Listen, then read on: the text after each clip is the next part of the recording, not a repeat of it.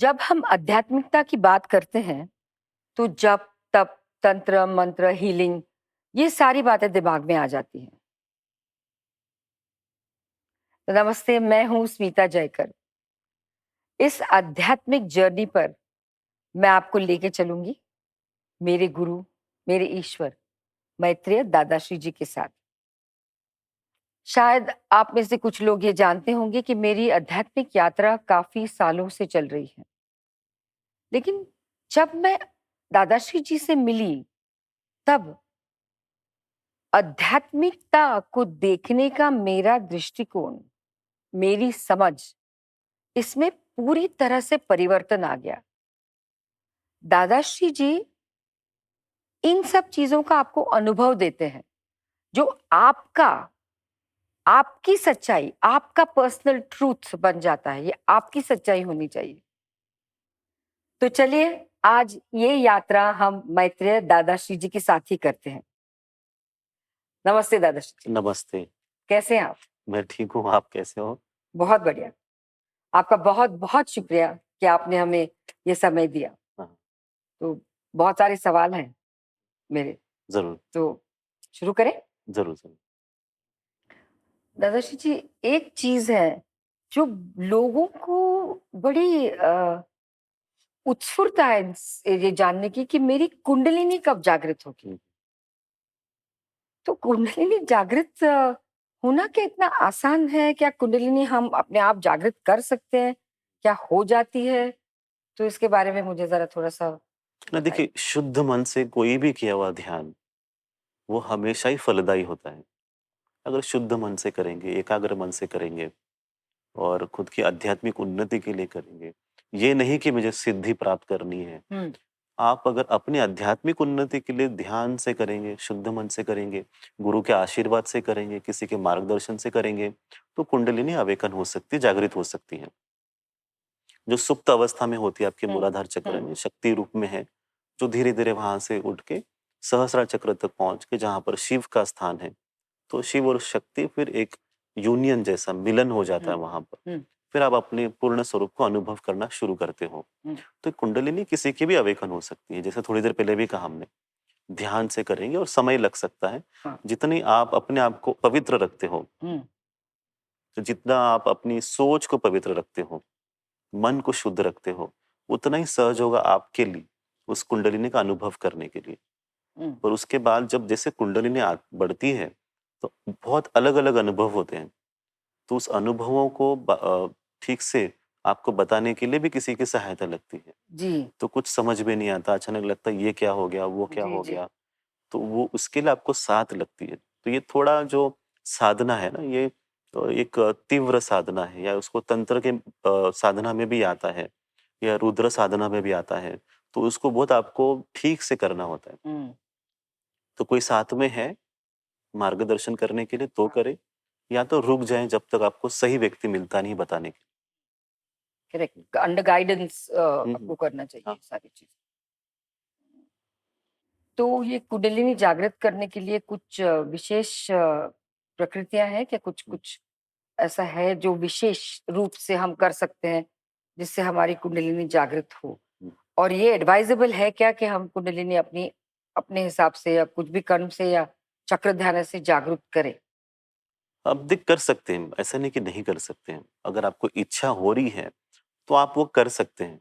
और उसकी समझ, जैसे मैंने कहा ना, समझ नहीं आती है ना? जैसे आपने बहुत महँगी गाड़ी ले ली, खरीद ली आपने, रख ली हम्म। अपने घर के पास, और उसे चलाना कैसा है पता नहीं है, हम्म। कहाँ लेके जाना है पता नहीं, दिशा नहीं है उसके लिए, है ना? तो जब सिर्फ़ कुंडलिनी अवेकन करके कहीं पर वो आप फँस जाते हो, कहीं पर अटक भी जाते हो, अगर मार्गदर्शन नहीं होगा तब, तो आप अपने प्रयासों से कुछ हद तक उसे जागृत ज़रूर कर सकते हो। हम्म। ऐसा नहीं कि नहीं, पर उसकी अच्छी समझ होना बहुत ज़रूरी है। राइट। सो इट इज तो नॉट एडवाइजेबल कि हाँ, अपने हुँ, अपने हिसाब से अपने हुँ, बहुत सारे लोग ये भी मुझे पूछते हैं कि मैं चक्र ध्यान 3 बार दिन में कर सकता हूँ कि? बिल्कुल नहीं करना चाहिए। हाँ, वही तो उनको बहुत जल्दी होती है इन सब चीजों की। नहीं, नहीं, अगर वो जल्दी-जल्दी है, हाँ, तो फिर एग्जैक्टली। वो आध्यात्मिक जो पथ है, उसके साथ चलेगा नहीं। करेक्ट। आध्यात्मिक पथ हमेशा हम्म। एक धैर्य के साथ चलता है, हम्म। सहजता के साथ चलता है। अगर आप भाग रहे हो, तो आप उल्टी दिशा में जा रहे हो। जहाँ पे ठहराव है वहीं पर आध्यात्मिकता है, जहाँ पर भाग दौड़ है तो वो भौतिक दुनिया है, फिर वहां पर आपका अहंकार आ रहा है। तो भाग दौड़ करके कुछ नहीं मिलेगा, सिर्फ थक जाओगे आप, परेशान हो ट्रू। जाओगे, गुस्सा आएगा, हम्म। फिर भी आसपास फिर लोगों के ऊपर आप उसे बार बार एक्सप्रेस करते रहोगे, व्यक्त करते रहोगे। हम्म। तो अपने आप को परेशान मत करो, अगर आप धीरे से शांति से कर सकते हो तो जरूर कीजिए। जैसे हम भी कहते हैं कि 2 चक्र आप रोज कर सकते हो, और वो भी उसका एक क्रम है, उस क्रम के हाँ। द्वारा ही करना है। करेक्ट। एक ही चक्र रोज करेंगे तो वो अच्छा नहीं है, क्योंकि हाँ। उसका भी बुरा परिणाम आता है। तो क्या आपको आपके भीतर शक्ति को बैलेंस करना है, संतुलित रखना है। तो ये बहुत सारी चीजें हैं जो साथ साथ सीखना जरूरी है। True true. मैं ये नहीं कह रहा हूँ कि मत कीजिए कीजिए आप, क्योंकि सभी को फ्रीडम है, सभी को स्वतंत्रता है कुछ भी करने के लिए। तो जो चाहे वो ध्यान कर सकता है, पर हम ये कह रहे हैं कि किसी का साथ लेके, किसी के मार्गदर्शन के साथ आप सीखिए, किसी के पास भी जाके सीख सकते हैं, पर उसी के बाद आप शुरू कर सकते हैं तो ज़्यादा बेहतर होगा। ये मेरा अगला सवाल इसी के ऊपर है कि बहुत सारे लोग इस तरह के क्लासेस लेते हैं। हाँ, हाँ। कुंडलिनी, हम आपकी कुंडलिनी जागृत करेंगे, थर्ड आई ओपन करेंगे, ये सारे क्लासेस बहुत सारे। तो कोई भी उस क्लास में जाता है इस लालच से कि चलो हमारी कुंडलिनी जागृत हो जाएगी। तो is it advisable to do things like that? तो हाँ, देखिए ये आध्यात्मिक, जैसे मैंने कहा ना, विषय जो है ये पढ़ के समझने वाला विषय नहीं है। ये अनुभव करने के बाद ही समझने वाला विषय है। तो लोग पढ़ते हैं जैसे चक्र ध्यान, पढ़ते, पढ़ते, पढ़ते बहुत सिंपल टेक्निक्स है, सीधा बैठिए, बैक को स्ट्रेट रखिए, कुछ 15-20 मिनट आप इस एक मंत्र का जाप कीजिए, और उसके बाद आप रोज़ देखिए अपने भीतर बदलाव होते हुए, जो होता भी है कुछ हद तक, पर जो लंबी पारी है, लंबी पारी तक आप चल नहीं पाते हो, क्योंकि आपने सिर्फ़ पढ़ा और या सिखाया। तो जो व्यक्ति पूर्णतः उस अवस्था में है, वही इस क्रिया को न्याय कर पाता है। हाँ, तो राइट। जल्दबाजी में क्या होता है कि लोग विभिन्न क्रियाएं सीखते हैं। जैसे मैं अगर ये कहता हूँ कि मुझे प्राणायाम अच्छा लगा, हुँ, मैंने प्राणायाम सीखना शुरू किया, और जिससे कि शरीर को बहुत फायदे पहुंचते भी हैं। और ये करते करते मुझे, मेरे साथ कुछ लोग जुड़े, तो मैंने उनको कहा कि आप प्राणायाम कीजिए, तो उन्होंने भी प्राणायाम किया, और मुझे खुद को अच्छा अनुभव होने की वजह से उन्होंने भी अच्छा अनुभव हुआ। और वैसे ही मुझे कुछ लगा कि कुछ सात्विक भोजन करके शरीर में अच्छा बदलाव आता है, तो मैंने उसके ऊपर थोड़ा-सा कुछ प्रयोग किया और लोगों को कहा, तो उनको वो भी अच्छा लगा, तो उन्होंने वो भी किया। फिर उन्होंने कहा, फिर गुरुजी और बताओ, फिर मैं और ढूँढता हूँ चक्र ध्यान, तो फिर मैं वो लेके आता हूँ, अच्छा ठीक है मैं चक्र ध्यान ये आपके लिए लेकर आया। इसका मतलब ये हुआ कि मैं कुछ ढूँढ-ढूँढ के आपको दे रहा हूँ, हुँ, क्योंकि आपके साथ जो लोग हैं वो कह रहे हैं नया क्या है, हुँ, इसलिए मैं कुछ लेके आ रहा हूँ। हुँ, पर ये नहीं है कि वो मेरा एक एक्सपर्टीज़ है या वो मेरा खुद का क्षेत्र है। हुँ, हाँ, जैसे मैं प्रोफ़ेशनली एक डॉक्टर हूँ, हुँ।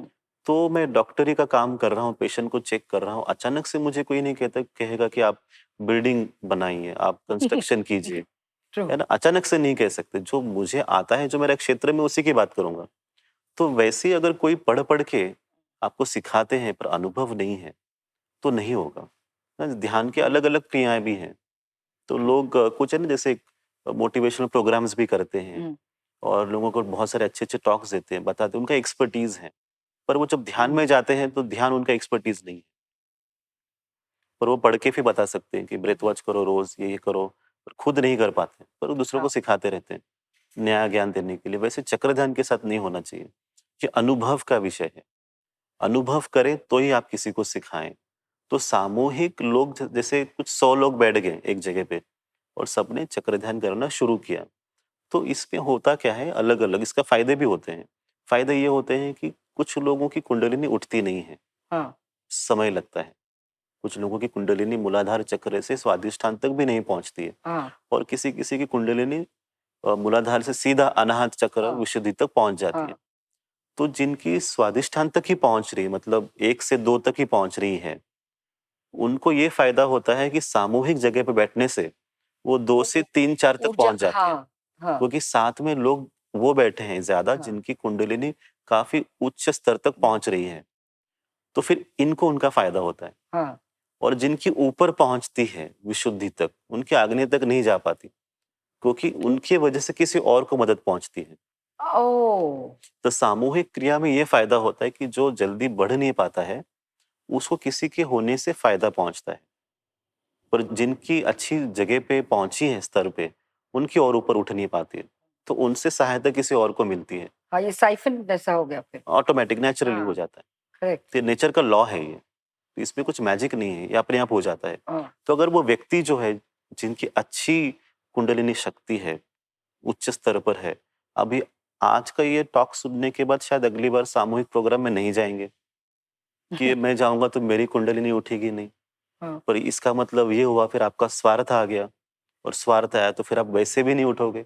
तो आप अगर ऐसे प्रोग्राम में जाते हो तो किसी और का कल्याण होता है, तो किसी और के लिए जाके बैठोगे, फिर घर आओगे तो आपको ज्यादा उससे मिलता है। तो ये जो समझ है ना, ये मिसिंग है, ये लोगों को पता नहीं चलता हम्म, कि ऐसे भी हो सकता है। तो कुछ जो गुरु हैं जो अच्छी अवस्था में हैं, वो आपकी कुंडलिनी आवेदन करके देते हैं, और अपनी इच्छा से वो आपकी कुंडलिनी को भी अपलिफ्ट कर सकते हैं, उच्च अवस्था तक लेके आ सकते हैं, पर वो कुछ देर के लिए होता है, क्योंकि उसके बाद आपको खुद को ही करना है। करेक्ट। तो आप खुद जब करेंगे तब वो आपके साथ ज्यादा समय तक रहेगी। अभी दूसरी बात ये भी है कि वो कुंडलिनी हमेशा सहस्रा चक्र में ही होना चाहिए, ऐसा भी नहीं है। तो आपका दिन का जो काम है, कार्य है, उसके हिसाब से कुंडलिनी ऊपर फ्लक्चुएट नीचे, होती है, हाँ। ऊपर नीचे होती है। हाँ। और वो आप खुद अपनी इच्छा से कर सकते हो। जैसे मैं आपसे काम बात करता हूँ, तो वो स्पिरिचुअल आध्यात्मिक विषय है, तो वहाँ पर मुझे उसे आग्नेय चक्र तक लेके आना है, विशुद्धि तक लेके आना है। और जब मैं ध्यान की अवस्था में हूँ और मुझे अंदर से आपको कुछ मैसेज देना है या आपके पास ऊर्जा पहुँचानी है, तब मैं सहस्रार तक कुंडलिनी को रखता हूँ, वहाँ से आप तक देता हूँ। मुझे बहुत फिजिकल एक्टिव काम करना है, तो उसे मूलाधार चक्र पे लेके आता हूँ, स्वादिष्ठान चक्र पे लेके आता हूँ। किसी के दिल को समझना है तो अनाहत चक्र पे लेके आता हूँ। तो ये आपको फ्लक्चुएट करना होता है। ऐसा नहीं कि सहस्त्र चक्र पे पहुंच गया मतलब उधर फिक्स हो गया, हाँ। ऐसे नहीं है। ये भी भ्रम है लोगों का कि मतलब 7 चक्र मतलब मेरी कुंडलिनी पहुंच गई, ये हो गया। ऐसे कोई योगी नहीं करते। सब योगी ध्यान करने के बाद अपनी ऊर्जा को, कुंडलिनी शक्ति को सहस्त्र चक्र से निकाल के मूलाधार तक लाके रखते हैं। हाँ। तभी वो दिनचर्या का सब काम कर सकते हैं। हाँ। तो ये लोगों को समझ में नहीं आता। हाँ। तो आपको वाओ! हमेशा प्रोसेस के बाद, क्रिया के बाद उसे फिर से अपनी जगह पे लाके रखना होता है। तो ये गुरु करते हैं, या तो आप उस अवस्था तक पहुंचते हो तो आप खुद भी कर सकते हो, या तो आपके गुरु आपसे करवा के लेते हैं। वाओ! थर्ड आई जैसे आपने कहा ना, तीसरा नेत्र खुल जाना, तो तीसरा नेत्र खुलने का जो कारण भी है, मतलब आपको क्यों करना है, तीसरा नेत्र खोलने से क्या होगा आपके जीवन बदलाव, हुँ, हुँ। लोगों को समझ में नहीं आता, तो ये लगता है कि सिद्धि है, कुछ तो मिस्टिकल होगा। हाँ, पर अगर आपका मन स्थिर नहीं है, तो बड़ी से बड़ी चीज भी आपको दी जाए, आप उसे संभाल नहीं सकते हो, एब्सोल्युटली, और एब्सोल्युटली। ये कोई और आपको कभी भी करके दे नहीं सकते। जो कहता है कि मैं करके देता हूँ, थर्ड आई हाँ, अवेकनिंग, तो वो कहेगा मैं करके देता हूँ, तो मैं के वजह से वो कभी किसी को थर्ड आई अवेकनिंग करके दे नहीं सकते, हाँ, क्योंकि वहां पे मैं आ गया। तो ये तो खुद के प्रयासों से, या आपके गुरु के आशीर्वाद से, या ईश्वर की कृपा से हो सकता है। और कुछ योगी हैं, कुछ सच में बहुत इवॉल्व्ड जो साधक होते हैं, योगीज होते हैं, महात्मा होते हैं, तो वो अपनी इच्छा से करके देते हैं, आपकी कुंडलिनी को वहां तक पहुंचाते भी हैं। वो उसका पर्पस, कारण एक ही होता है कि आप उस विश्व को देख लें, समझ लें, और फिर वो आपके थर्ड आई को अवेकन करके फिर बंद कर गुड। देते हैं। हाँ, फिर अभी आपको आपकी शुरुआत करनी है उस दिशा तक जाने के लिए। तो ये मास्टर्स करते हैं, गुरु करते हैं, सदगुरु करते हैं, परम गुरु करते हैं। वो आपको मदद करते हैं उस तक पहुंचने के लिए। पर अगर आप कोर्स कर रहे हो और कोर्स का पर्पस पैसे है, हुँ, तो मुझे नहीं पता कि वहां पर कितना वो जेन्यून हो सकता है। हुँ, वो व्यक्ति जो है वो उसमें अपना भाव क्या डालते हैं, आप सुनिए उनकी बातों को। आप तक भाव पहुंचते हैं तो जरूर कीजिएगा। पर वहां पर सिर्फ ग्रोथ पैसे वाइज ही है कि आप मेरी मार्केटिंग कीजिए, आप मेरे बारे में और 10 लोगों को बताइए, आपको इतना कमीशन मिलेगा, 2% आपको मिलेंगे, इसको ये मिलेगा, फ्रेंचाइजी खोल दो आप, ये जिस तरह से ना, अगर ये इस तरह से सोच रहे हैं तो कहीं पर गड़बड़ हो रही है। जैसे मैंने कहा ना, आध्यात्मिक विषय अनुभव का है, तो खास तौर पे चक्र ध्यान, तो वो तो बहुत सहजता के साथ होना चाहिए, अपने आप होना चाहिए। तो वहां पर दिल से जोड़ते हो तो आपको जरूर लाभ होगा। वाओ! ब्यूटीफुल। बहुत बढ़िया, बहुत बढ़िया, बहुत-बहुत शुक्रिया, बहुत बढ़िया। अ, बहुत सारी चीज़ें मुझे भी मालूम नहीं होती है, बस जब लोग सवाल पूछते तो मैं भी ऐसे हो जाती हूँ कि पता नहीं इनको क्या अब बोलूँ, बट ये this was so essential for me also. अभी दूसरी बात हीलिंग की। अ, बहुत सारे लोगों को बहुत सारी प्रॉब्लम्स होती है लाइफ में, हुँ, मतलब मेंटली चैलेंज होते हैं या कैंसर जैसी बीमारियां होती है या भयंकर अवस्था होती है कभी कभी उनकी, शारीरिक मेंटल कुछ भी। तो ऐसे लोग जब हीलिंग को आते हैं और हीलर्स उन पे हीलिंग करते हैं, हुँ, हुँ, और मान लीजिए कि उनकी प्रॉब्लम से वो निकल गए या सुधार आ गया उनकी प्रॉब्लम हुँ। जो भी है, तो इज दैट अ कार्मिक थिंग? मतलब ये कार्मिक है, विधि लिखित है, ये एक सवाल। और दूसरा, हीलर्स को ये करना चाहिए? हुँ, हुँ, बिकॉज जैसे हम, आपको पता है कि हम what ever happens in life हम ये सीखने के लिए आते हैं। हुँ, जो भी प्रॉब्लम्स आती हैं, अच्छी बुरी, जो भी एक्सपीरियंसेस है लाइफ, वो हमको कुछ ना कुछ सिखाती है। हुँ। तो जब ये हीलर हीलिंग करके उस बंदे को ठीक ठाक करता है या कुछ सुधार लाता है, तो क्या हम उनके कार्मिक इश्यूज में इंटरफियर कर रहे हैं या क्या है? देखिए, पहले तो ऐसे दुःख किसके साथ भी होता है तो उसका कारण एक कर्म हो सकता है, या जो भी उनको सीखना है उसके साथ ऐसी घटनाएँ बनती है, वो कैंसर हो या सडन एक्सीडेंट हो और फिज़िकल कोई भी एलिमेंट हो, क्रिटिकल हम्म, क्रोनिक।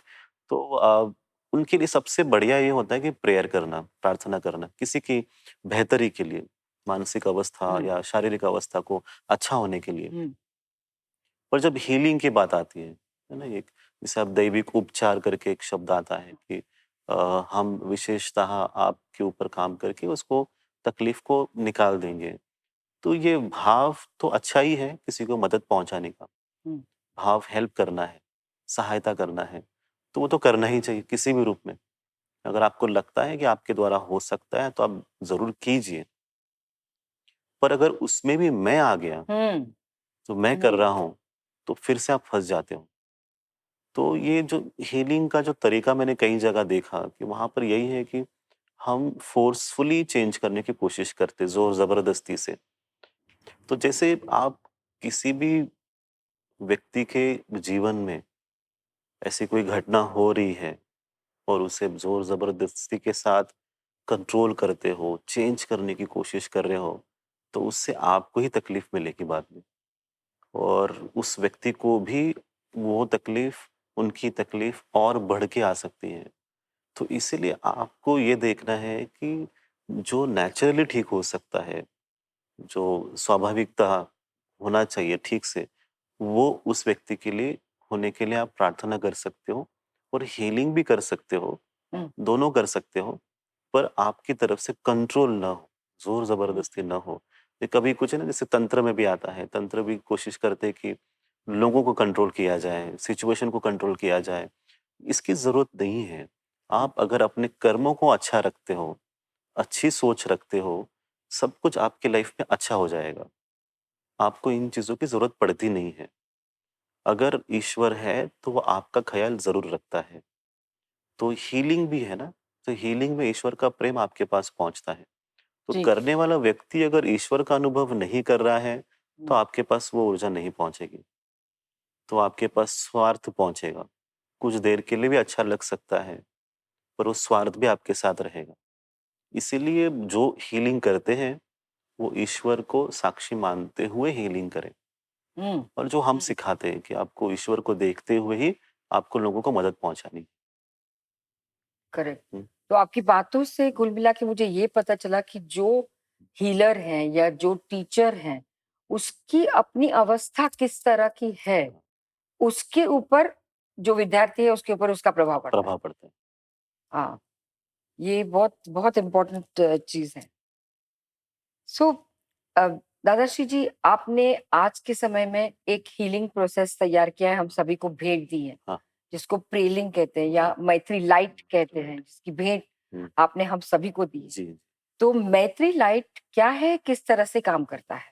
जैसे नाम जैसे आपने कहा ना, प्रेयलिंग मतलब hmm, prayer prayer and, plus healing, मतलब दोनों भी। जी, एक प्रार्थना भी है और दैविक उपचार भी है।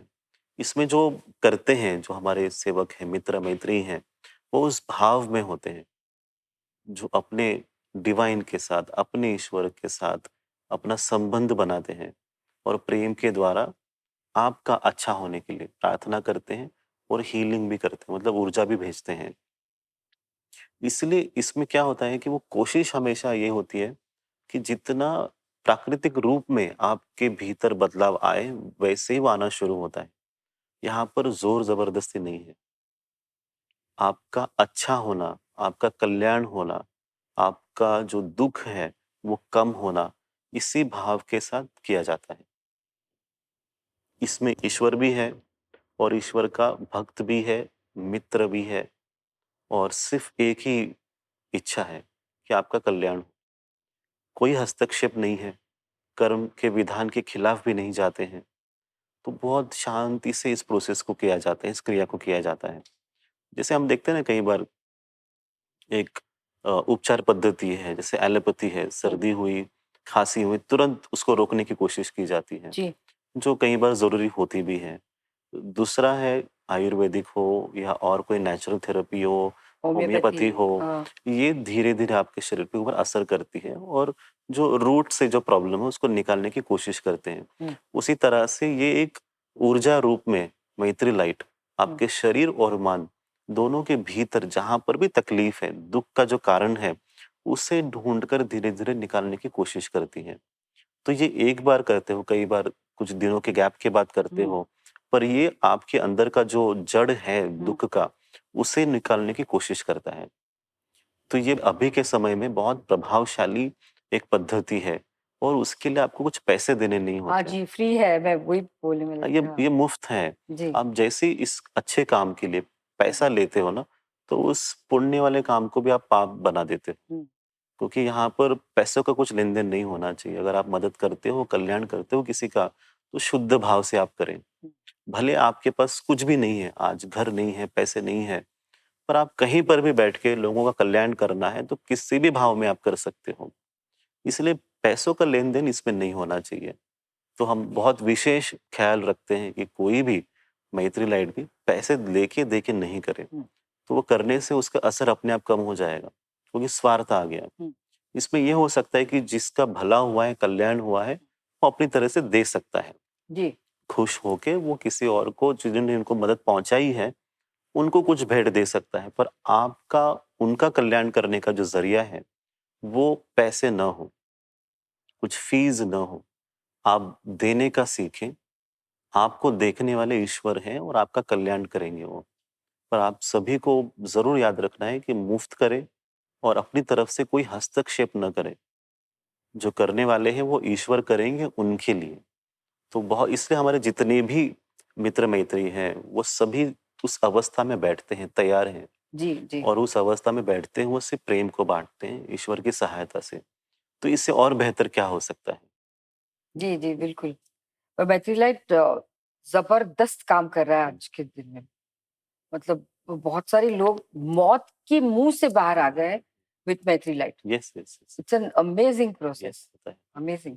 Yes, Adarsh ji, thank you. Thank you so much for giving us ये भेंट आपने दी है, फ्री सभी के लिए। हुँ, आपका बहुत-बहुत शुक्रिया इसके लिए। Yes, thank you.